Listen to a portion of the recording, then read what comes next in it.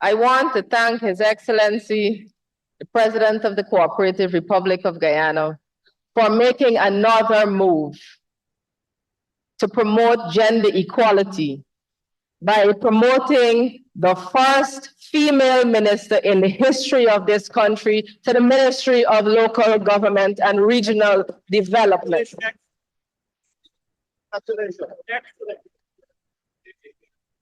I am proud to stand here in defense of yet another bold, people-centered budget. And of course, I cannot stand here without commending my colleague, the Honorable Dr. Ashni Singh, Minister of Finance and now Public Service as well. Congratulations to you too, sir, and your team for once again presenting at such an incredible financial plan, one that supports and maintains our standing as the world's fastest growing economy. It is truly a roadmap to prosperity, and it comes as absolutely no surprise to most Guyanese that members of the APNU-AFC are incapable of understanding or comprehending what a budget like this means and how much it will propel this nation and impact the lives of all Guyanese in the most meaningful way. From the presentations that preceded me earlier today as well as yesterday, it is clear that the honorable members did not take the time to even read, much less assess these allocations and the benefits it will bring to our people. But even before I get into the allocations and the specific sectors, I want to refer to certain comments and statements that were made by several members of the opposition in their own speech. And I will start with the Honorable Mahipal. The Honorable Mahipal, in true fashion and true like nature, came to the podium not to make a meaningful contribution to this country in relation to the budget, but to personally attack, as he always does, members of the government on this side of the house. However, I would like to say to the honorable member that I am most privileged and honored to be working with the Honorable Anand Prasad in the Ministry of Local Government and Regional Development. I would also like to say, in the not so distant past, it was this honorable member who continuously come in this house and talk about friends, families, and cronies, and favorites, and whatever else you want to call it, whatever other F you want to call it, what else you want to call it, you stood there and you made those statements, but not so, in a not so distant past, the honorable member, Mr. Mahipal, was placed on leave for an internal audit to be done for funds that were taken without authorization from the University of Guyana, the UGSS funds. And several articles in the newspapers carried that he admitted to that. This is a member, and I can see why now the opposition would take the Honorable Mahipal and place him on the PSC, because he would know what to look for on the PAC, because he's been there, done that. But that's not all. That's not all. The honorable member, and I want to tell this honorable house for the first time probably, and the nation for the first time probably.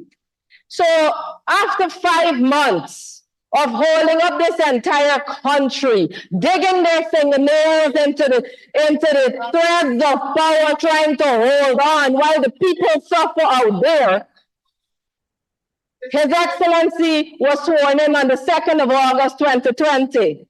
And lo and behold, Mr. Speaker, the ministers were not yet sworn in to government. So the ministers of housing were not sworn in yet in government. The administration was still being controlled by the previous government.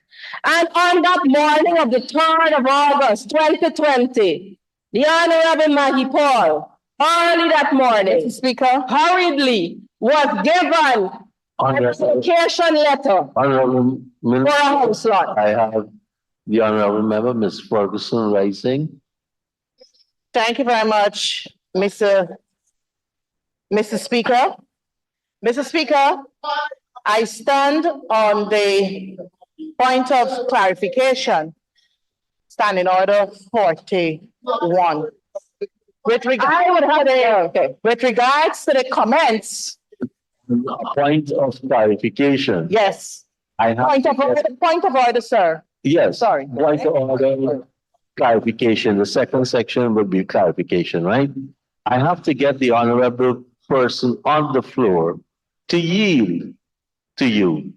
So I have to ask her if she will yield to you on this point of clarification.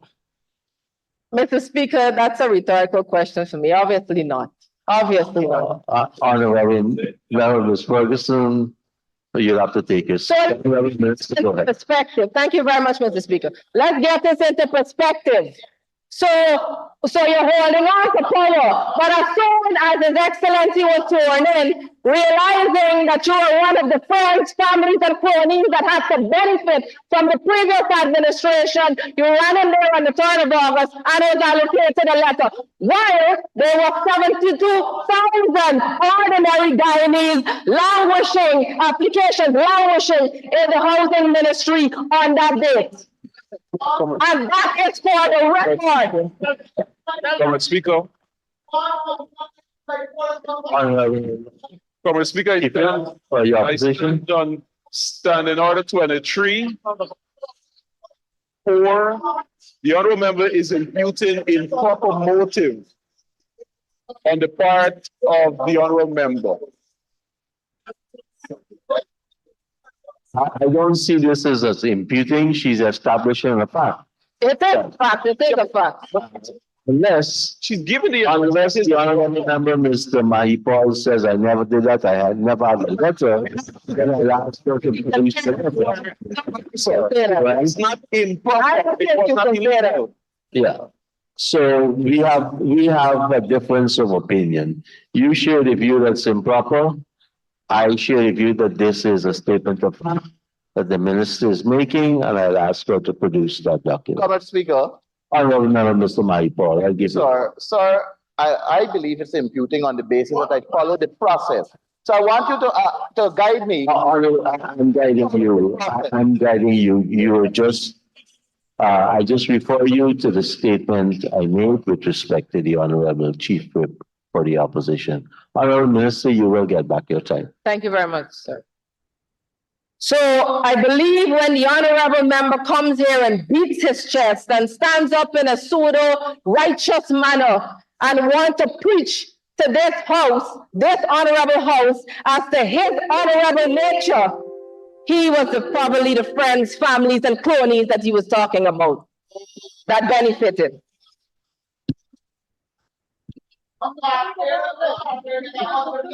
Mr. Speaker, Mr. Mahi Paul, the honorable member, was not the only one to benefit from a house lot in a very short space of time, while they still had 72,000 applications sitting in the Ministry of Housing because of the lack of a proper structure and strategy for a housing drive in this country. The honorable member who stood here and also accused the government, the previous speaker, the honorable member, Ms. Tabitha Sarago-Hali, who's now walking out of the dome, spoke earlier about if she didn't do this and she took a scholarship and whatever not. Also one of those persons to benefit within a month of applying for a house lot. Within 1 month of applying for a house lot. And they come to this hospital house and push their hands as if they're going to beat you because you want to state a fact. But Mr. Speaker, Given the way that the Guyanese people stood up after the March 2nd, 2020 election against the rivers of this country, I know Guyanese are resilient and they will not take the nonsense that they've taken before. Speaker. Thank you very much, Mr. Speaker. Members. Thank you very much, Mr. Speaker. Mr. Speaker, Mhm. I rise and stand in order for 413 content of speeches. 413 states, it shall be out of order to attempt to reconsider any specific question. No, sorry, 421, 412, sir. Sorry, 412. This is what it is saying. Reference shall not be made to any matter which is sub judice in such a way as might, in the opinion of the chair, prejudice the interests of parties thereto. Mr. Speaker, throughout this debates, I've been hearing honorable members. You are dealing with a particular issue, a matter that is sub judice, you're raising on a point of order. Yes, sir. I just want to ask which matter that is sub judice that the honorable minister just mentioned. Mr. Chair, Mr. Speaker, it has to do with any matter concerning the rigging of elections. Apparently, we may have been sitting in two different chambers. I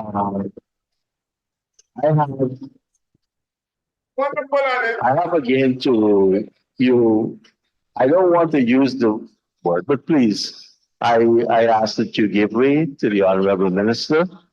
And we've been going good since a discussion with the two chief whips. Thank you. Honorable Miss Minister, please. Honorable member, honorable minister in the Ministry of Housing.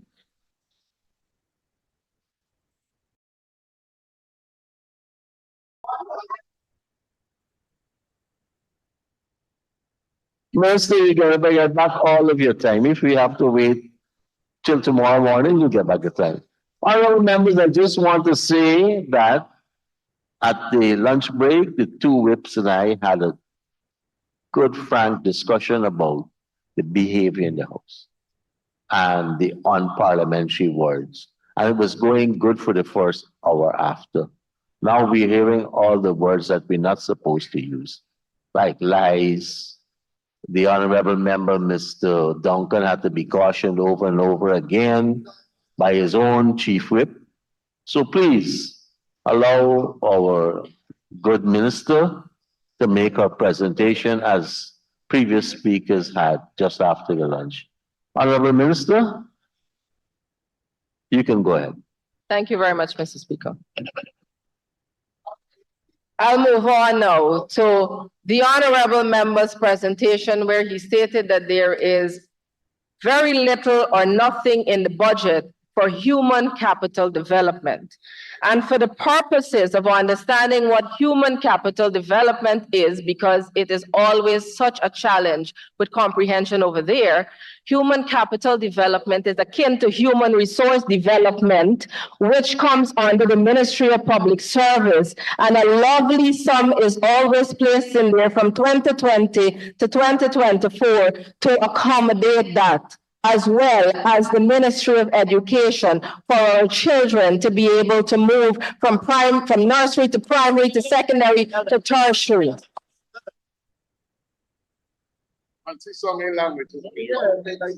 The honorable member, Mr. 𝐁𝐔𝐃𝐆𝐄 Ramjatan, this morning stated, and I don't know if it was an oversight or it was a lack of sight or it was a lack of paying attention or it was just a mistake. But he said that a meager sum of $121 billion is placed in the budget for wages, pensions, and public assistance. But I don't think, and I said this before, The honorable members are clearly not looking at this budget. They're clearly not taking the time to assess the allocations or understand what they're there for. $121 billion is for the wages bill alone. $49 billion is there for public assistance and pension, which is targeted towards the vulnerable, making this budget a people-centered budget, something you never had from 2015 to 2020, so you cannot understand the concept. Then we had the honorable member, Mr. Sherwin Holder, who speaks or gives himself the responsibility to speak on behalf of the citizens of Region 2. And he came here and he talked about how no roads are being done and roads placed in the budget for 4 years and now they're being done. But let me give, for the benefit of the House to understand and the people of this nation to understand, let me give the statistics of the community roads that were done in Region number 2 over the years. From 2020 to 2023, 225 roads, community roads were done under this government. But with those who have a PhD for how to fail, Minister of Finance and Minister of Public Works, I want you to make a guess as to how much roads were done from 2015 to 2019 in Region number 2. 25 community roads, a mere fraction of what has been done by this government in 3 years in office in Region number 2. So that tells you where your intentions were in relation to this country and who exactly you wanted to exclude in this country. 25 roads in 5 years.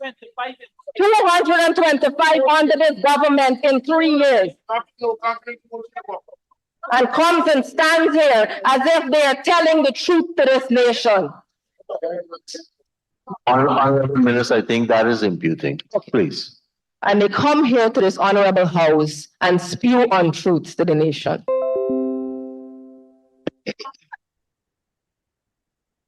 No. Mr. Speaker, I will turn my attention now to the Ministry of Public Service, and a whole lot of nothing was said just now in the previous presentation, because the honorable member, Ms. Tabitha Sarabo-Hali, sat in that office. And, you know, every year I pick up the APNU 2015 manifesto to look through and see, you know, what was done and so on. And as I get to page 2, I have to put it down laughing because it's so much comic relief. But it's good, it's great, it's great, it's great. And it's the only thing we have seen. We haven't seen the plan or anything else. It was the only thing. And it said professionalizing the public service in their term. It also said that we will, in our first year, give 20% salary increases to the law enforcement agencies. Now, the Minister of Finance, being in that office, is aware of the breakdown of the salary increases given from 2015 to 2019. And it was never an across-the-board salary increase. So this is what they did. They talk about caring about public servants, Mr. Speaker. This government has consistently given a salary increase across the board to all public servants. This year, giving benefits to over 54,000 public servants across the board. But in 2015 and the successive years up to 2019, they give salary increases in different percentages. So the persons who are at the managerial level and tasked with leading the agencies were stifled. So that's where you have your feet on the neck of the public servants, because those were the people who have to actually carry out the functions of the public service to make it professional and make it efficient. And you did not do that. In addition to that, what you also did was to fix the very same money that you claim that you give them this huge salary increase, which we're yet to question because you know your maths. But 20% salary increase across the board, 20% salary increase across the board. But in 2015 and the successive years up to 2019, they give salary increases in different percentages. So the persons who are at the managerial level and tasked with leading the agencies were stifled. So that's where you have your feet on the neck of the public servants, because those were the people who have to actually carry out the functions of the public service to make it professional and make it efficient. And you did not do that. In addition to that, what you also did was to fix the very same money that you claim that you give them this huge salary increase, which we're yet to question because you know your maths. But you also, in addition to that, taxed everything. So you gave with one hand and snatched with the other. And on top of that, there was never a holistic plan for the welfare of public servants. All you come here and talk about is salary increases, salary increases. You have done nothing for the public service. The honorable member said, you know what, she came here and she said last year, she said in her presentation, you know what, I got a scholarship. Under the PPP, I would have never gotten a scholarship. So I took a scholarship because why? I would have never gotten one. I'm proud to say I got a scholarship. But you know what, the Guyanese people who were not put before her, right, as the ordinary Guyanese man, they're not proud of that fact. They are not proud of that fact. What is more is that the honorable member talks about her excelling in the Ministry of Public Service for some delusional reason. But when she went into that office, she immediately, the honorable member, fired 3 public servants. And the then Minister of State, Joe Harmon, said that it was unlawful, but he was not going to take any action against her. Here, Minister, you. Article, please, sir. There's an article on it. I will lay it over. Yes, it was public. It was public. What is more is that they talk about how the PPPC has treated public servants.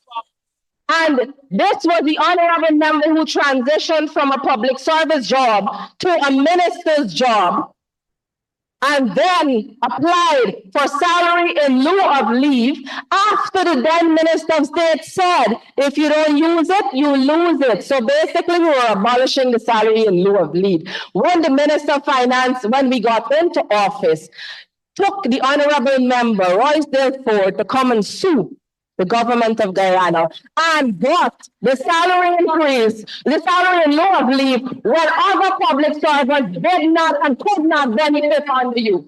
Mr.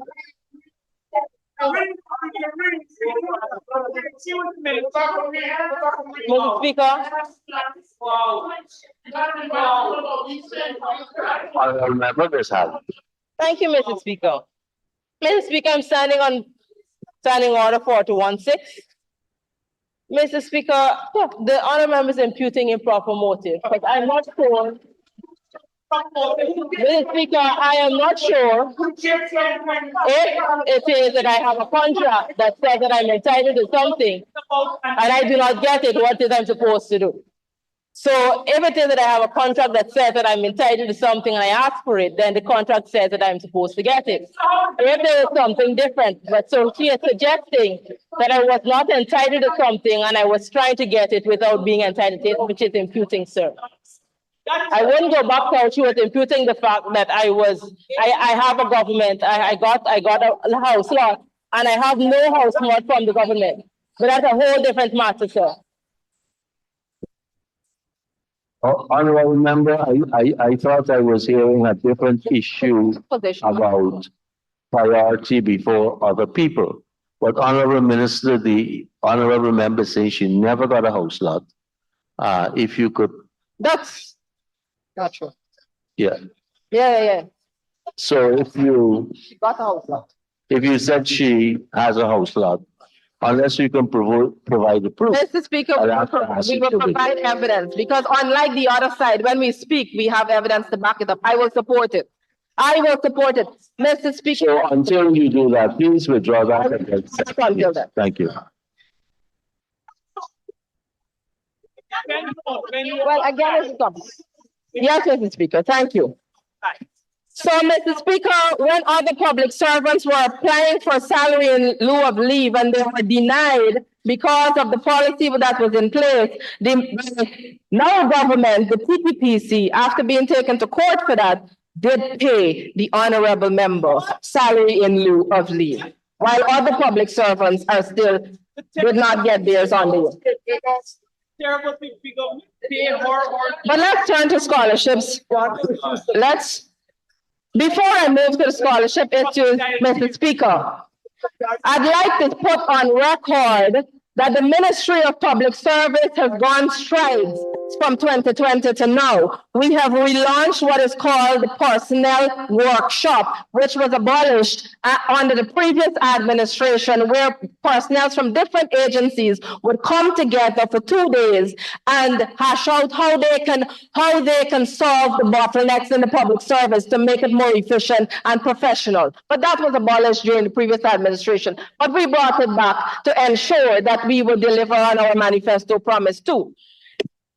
Plus, Mr. Speaker, in the training division, and this is where I will use the statistics. Under the 5 years of the previous administration, 4,931 public servants were trained, as is mandated by the public service, to train and retrain and upskill public servants. In 3 years of the PVPC administration, we have trained in the training division 4,997 public servants in key areas. Now moving to scholarships. And I believe this is where we may have some problems, Mr. Speaker. This is where we may have some problems. Mr. Speaker, the overall budget for the Ministry of Public Service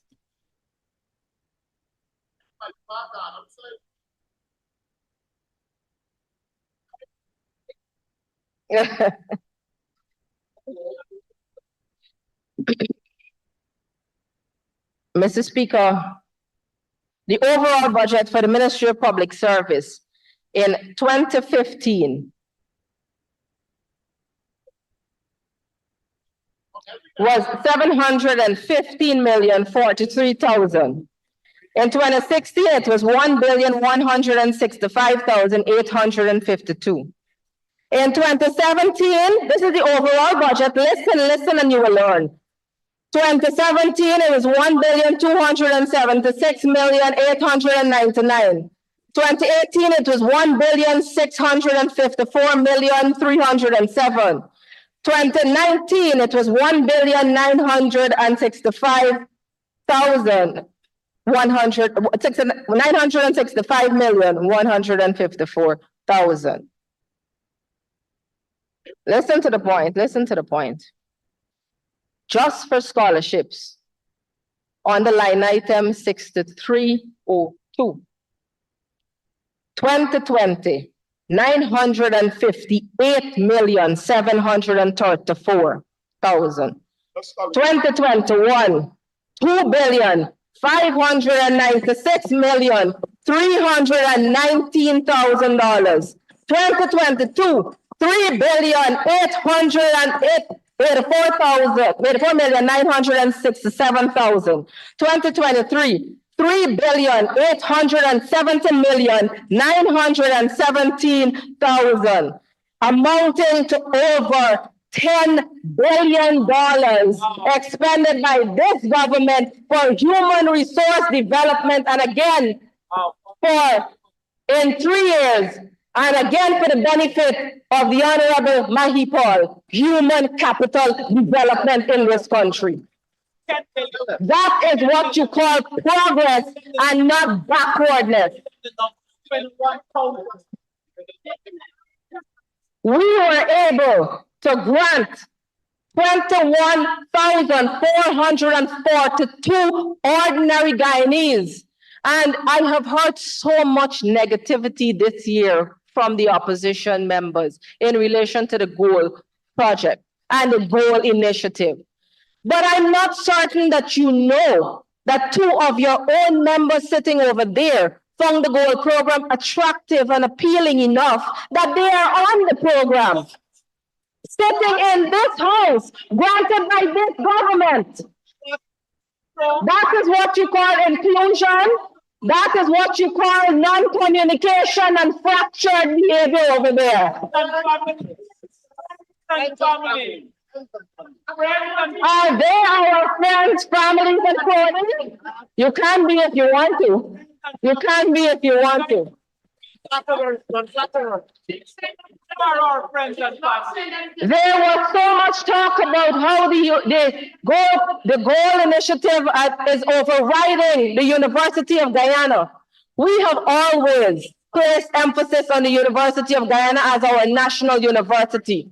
In addition to the budgetary allocations separate and apart, last year for University of Guyana, the Ministry of Public Service under its public sector scholarship program granted $918 million in scholarships to University of Guyana, separate and apart from the allocation given. So when you come here, you gotta come standing on two very strong feet. Otherwise, do not come and mislead this nation. Do not come and mislead this nation. You can accuse the opposition or any other member of misleading. You have to withdraw. So, providing misinformation to the public. Now, there was so much talk as well about about the indigenous community being left behind.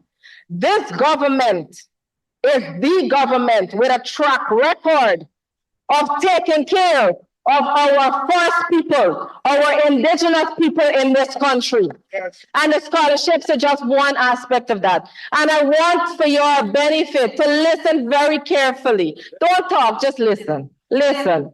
In 2021, Region 1 for the Gold Scholarship, 238 persons. Region 1, 2022, 155 persons. 2023, 246 from Region 1. Region 2, 531, 540, and 885 in 2023. Region 3, 875, 2022, 1,399. 2023, 1,111. Region 4, then you're 5, 6, let's get to 7, 8, and 9. And then I'll tell you why. Region 7, 240 in 2021 on the gold initiative. 134 in 2022. 174, sorry. 284 in 2023. Region 8, 97 in 2021. 37 in 2022. 381 in 2023. Region 9, 230 in 2021, 134 in 2022, and 162 in 2023. Now, please ask the previous Minister of Public Service how much scholarships was granted to Region 8 and Region 9 in 2018 and 2019. Of course, I have the record. Zero. Zero. Zero. No, it's not the hinterland so much. Zero. Zero. And that's how much you love the people. You talk about how much salary increases again that you gave and how many scholarships and whatever not and what we're doing with the scholarship program. But instead, you gave yourself scholarship, which by the way, you still have to complete. Honorable member, you have not 10,800 pounds or 400 pounds and it has not been completed. Mr. Speaker. Bring the certificate now. Honorable member, Ms. Speaker. Halley. This honorable minister is imputing and inconsistently doing so. I have completed and I have sent in my certificate to the ministry. If she has not received it, that is not my problem. So she needs to withdraw that. Thank you, honorable member. Honorable member, minister, you heard what the honorable member said, that she has completed and submitted her certificates. So you have to withdraw that for me. Yes, Mr. Speaker. Mr. Speaker, now, the honorable member also spoke about previous ministers' children getting 4.0 and whatever not. But expended on those was $325,000 on one person. One person amounting to approximately 45 million Guyana dollars. If you have a budget that is allocated to a ministry of 800 and something million dollars for the entire scholarship for the whole of Guyana, and you take out $45 million from that, that is a good chunk of money you're taking out for one person. On top of that, you want to accuse the Honorable Frank Anthony of his daughter being on a scholarship for a minister's daughter. But you know what? The daughter was a scholar. She was a Guyana scholar and deserving of that scholarship. Very deserving of that scholarship. Mr. Speaker.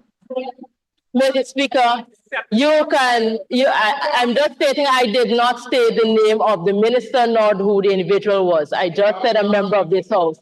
It is the current speaker on the floor that stated who the person was that I was speaking about. Please let that be known. I did not. Honorable Member Ms. Harry, I think the Honorable Minister is a lawyer and she can cite the principle in law where if you know the minister, you know he has a child on scholarship, it's easy to draw the conclusion. So, Honorable Minister, I would not uphold that objection. Go ahead. Grateful, sir. Mr. Speaker, this year, the Ministry of Public Service will be getting over $6 billion. Something it has never seen before, to ensure that we are able to develop our human resource capacity in this country to serve the public sector, as well as under the GOAL project to serve the national human capital development that is so necessary for the transformation. You've given us a very lively contribution so far. You'll need 5 minutes to conclude it. Come again. Extension. Mr. Speaker, I was kind of surprised because I thought you were giving back my colleague all the time that's been held up by all these interventions and interruptions. I'm rather shocked. I did. I believe. I did 7 minutes onto the contribution. In addition to the 5. I added 7 minutes to the original. 4:52, she should have ended. And now, according to my time, it's 5 o'clock. I would hope that you would have given her more with all the interruptions. But anyway, please allow my colleague to have 5 minutes more to conclude her excellent presentation. Thank you, Honorable Minister. You have 5 minutes from now to conclude. Thank you very much, Mr. Speaker.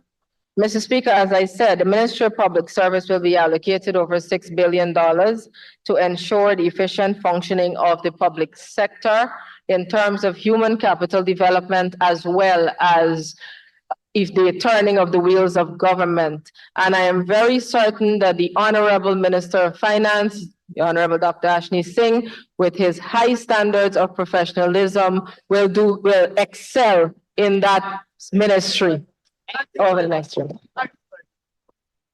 Turning my attention to the Ministry of Local Government and Regional Development.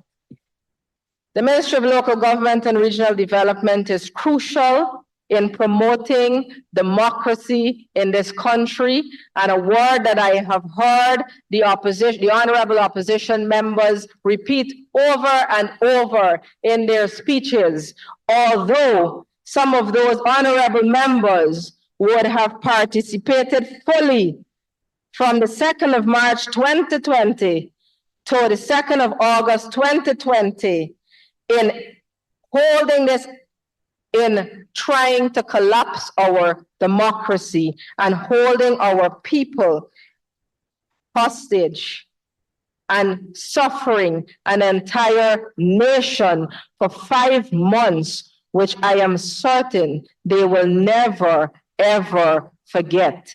And I do not believe that members who would participate in something like that, and I will steal this line, take this line from the my honorable colleague, Minister in the speech before. does not deserve even to be in opposition, to be representing any portion of the Guyanese people after you have so callously and so cruelly hold our country up in the air and put our entire country to shame globally.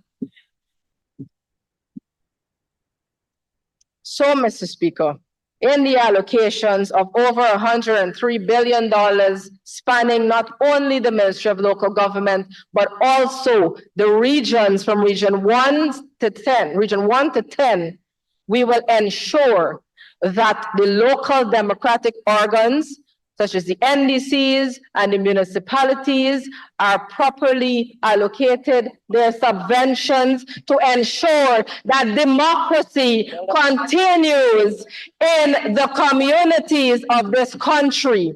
And the speaker who will come after me, I know, I will want to say certain things in relation to friends, families, and cronies too. But me being the representative for this government in the Mocha Arcadia community knows that the NDC in 2017 issued that member's husband contracts to develop the community, and that is also where friends, families, and cronies come in for the previous administration. Comrade Speaker, And I will provide the proof if I have to. is that a fact? Comrade Speaker, standing order 41-6. The honorable member is imputing improper motive on the part of the member's husband. I'm stating a fact. Yeah, but it's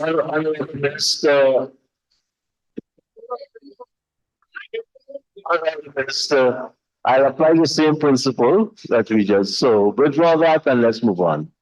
Yes, Mr. Speaker. So in addition to that, Mr. Speaker, we are not leaving the hinterland communities out as well with the particular allocations given to the regions. And we plan to do so much in all of the regions to develop drainage, irrigation, and to ensure that the daily lives of our people is made easier and there is relief brought to the communities as we've been doing from 2020 to now. So I will happily come back next year and report to this honorable house just exactly how we were able to use the money allocated in the local government budget for the benefit of all Guyanese. In concluding, Mr. Speaker,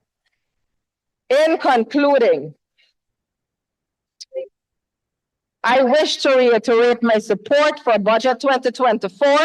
It is comprehensive, again, people-centered and thoughtful. And although we have heard and will continue to hear over the upcoming days, the new AFC or the opposition criticize the budget, I wish to caution Guyanese against falling for the untruths being spewed and to examine the contents of the budget. And I am most certain that they will all feel the impact, not only hear the figure, but feel the impact of the programs and policies that will come from this budget. Thank you very much, Mr. Speaker.